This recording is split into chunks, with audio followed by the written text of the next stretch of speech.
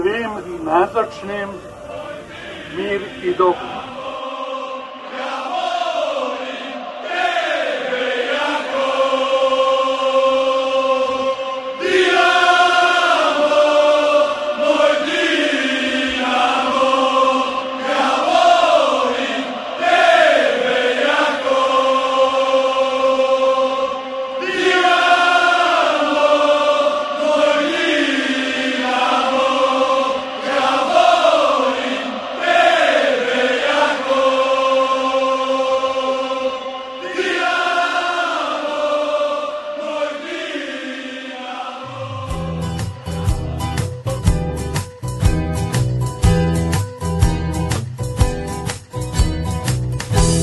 Pričao mi jednom stari o Zagrebu kojeg nema, o ljudima što su bili pa ostali uspomena, kad je Sava bila čista, neki su je, kaže, pili, o curama sa Gornjeg grada i o nekupljenoj vili.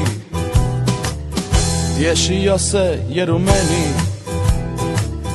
nije vidio dječaka koji pazi kako gazi kao oni s Pantovčaka. Naša udruga iz Čapljine, udruga Cvijet, za koju radimo ovu humanitarku, ima malu nagradu za naše navijače Dinama iz Čapljine koji se trude da ovaj event prođe u miru i da skupimo novce za našu udrugu.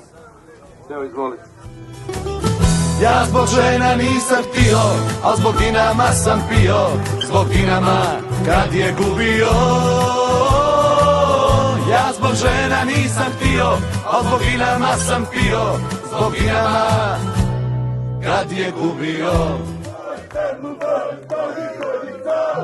Neka živi Dinamo i majka Hrvatska!